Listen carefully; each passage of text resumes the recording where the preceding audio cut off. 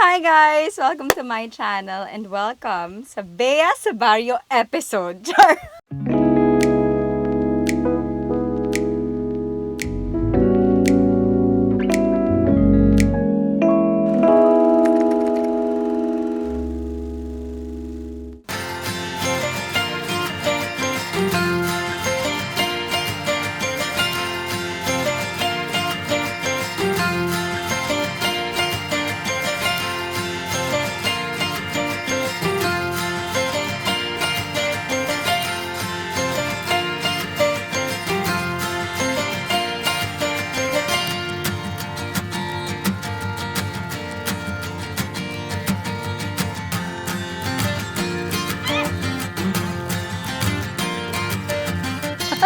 As you can see, we are now at my mom's farm.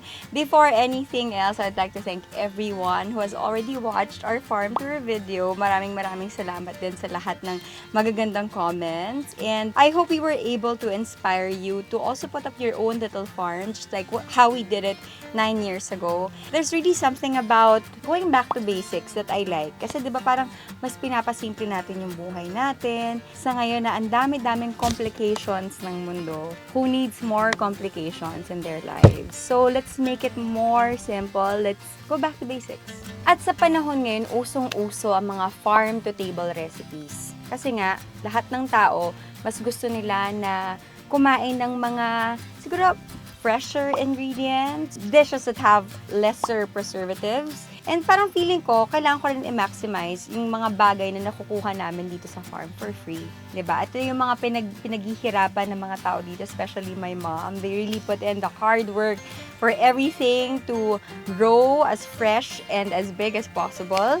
And so this morning, namitas ako na mga nandito sa harapan ninyo. And by the way, this is not my dish. This is actually my PA's dish sa Ate Lizelle na itinuro lang sa akin today. So, today we are going to cook sinaing na tilapia. Today we are going to cook ginataang na sinaing sa Kamias. Ginataang sinaing, ano ba? Today we are going to cook sinaing na tilapia sa gata na may Kamias.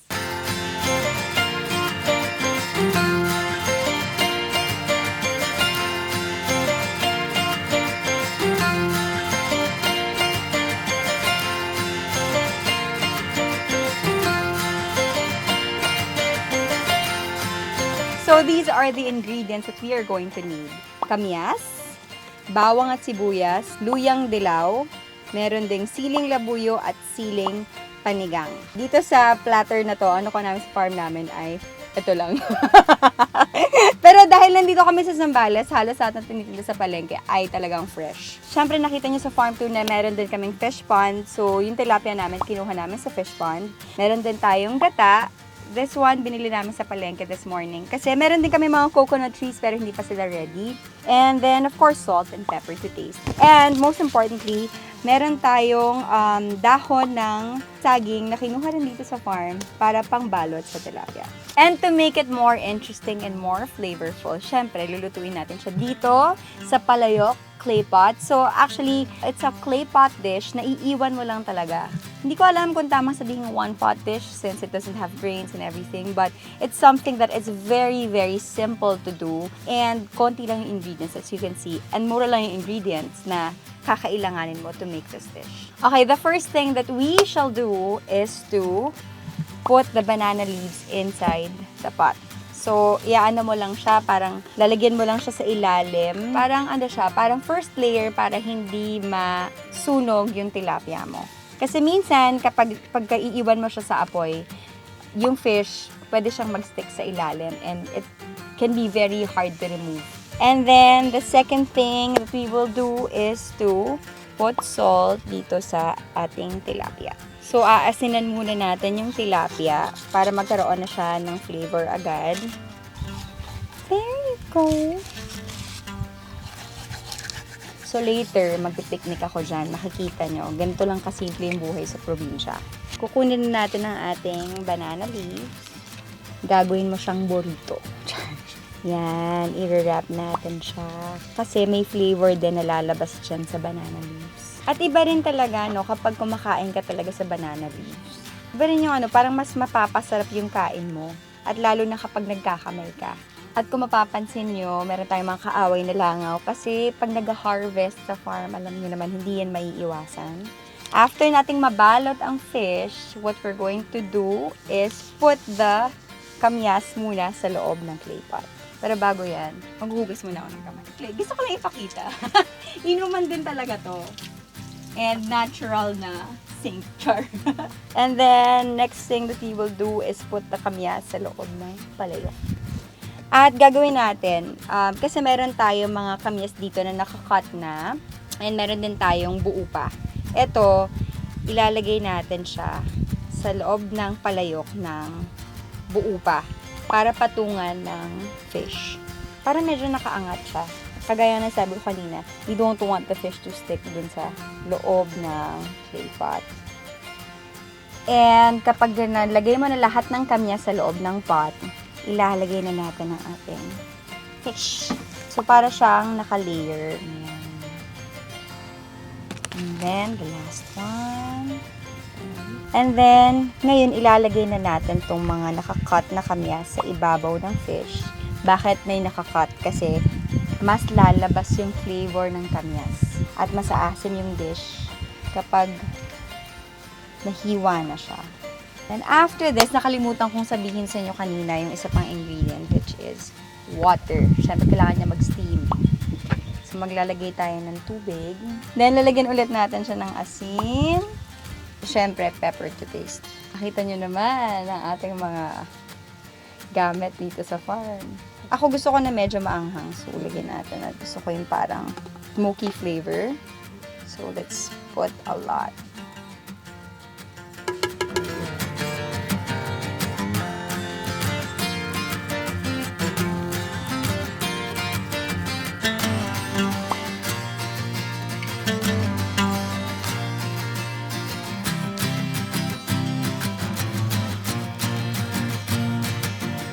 So, pagkatapos natin ilagay lahat ng ingredients dito sa pot, tatakpan na natin at we will go for the first kulo.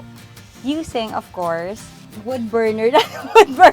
Tapos, hindi kasi sabi nila, best daw itong lutuin. Lalong-lalo na itong dish na to sa palayok.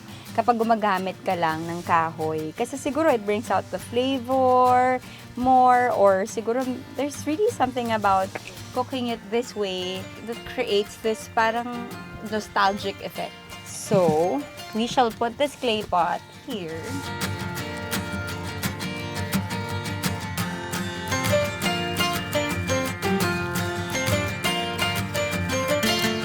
Actually, yung first kulo niya, dapat talaga masisip-sip nung fish lahat ng flavors at lahat ng asim ng kamias. Isda kayo dyan! Murang-mura lang!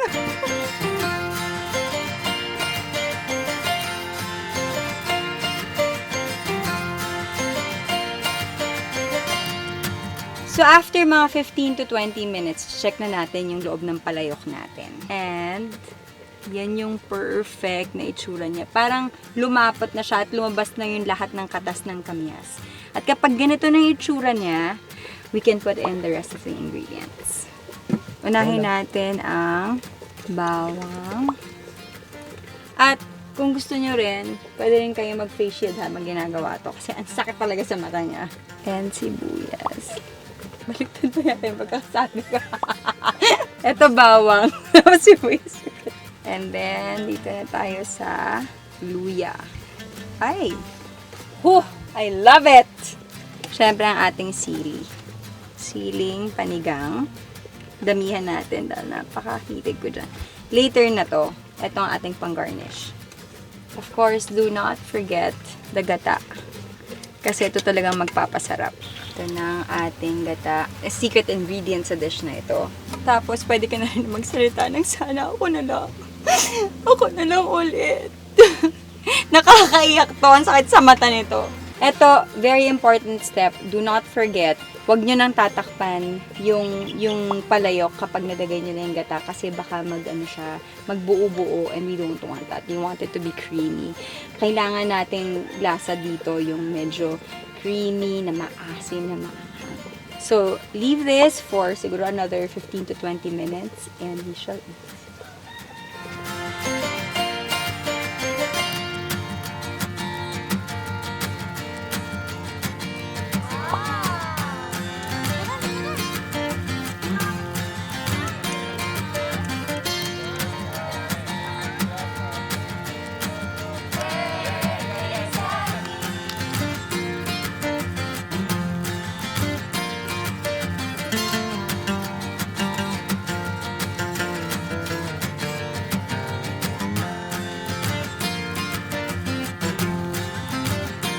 And now our dish is done, and this is our final product.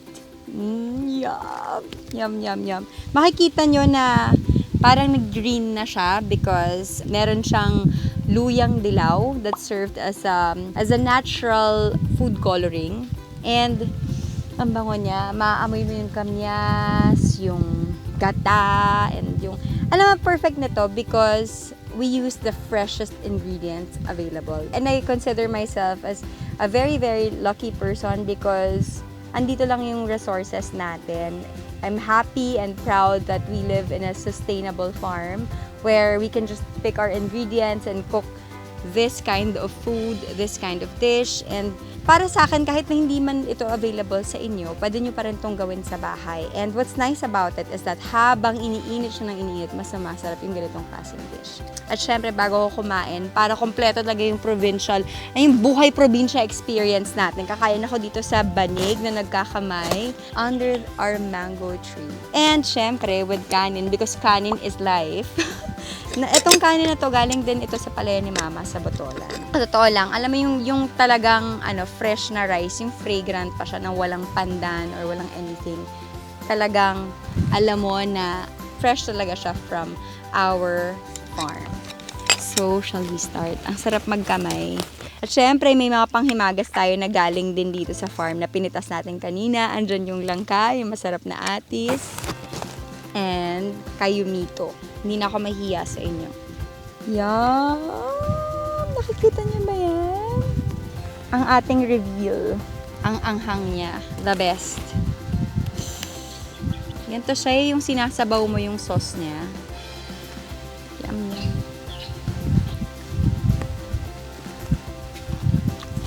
Kain na. Ang sarap. Hindi ako nagbibiro. Ang sarap talaga. Ate Lizelle, ang galing mo. Buti na lang talagang tinuro mo sa akin tong recipe na to kasi paulit-ulit ko tong gagawin. Masarap din to kasi si Ate Lizelle, tiga Batangas siya. So, masarap yung sinaing nilang tulingan. Pero yun, medyo mas matagal lutuin kasi itong, mapapansin nyo, yung prep time na tong tilapia. Siguro you can do this in 30 to 45 minutes including the prep time ng mga ingredients. But ang tulingan, I think it will take you 3 hours or more. Ang sarap. Sarap talaga, promise. Guys, I hope you enjoyed watching this video. Kagaya na pag-enjoy ko sa pagkain na to. Thank you for watching and don't forget, life is beautiful. Don't forget to like and subscribe.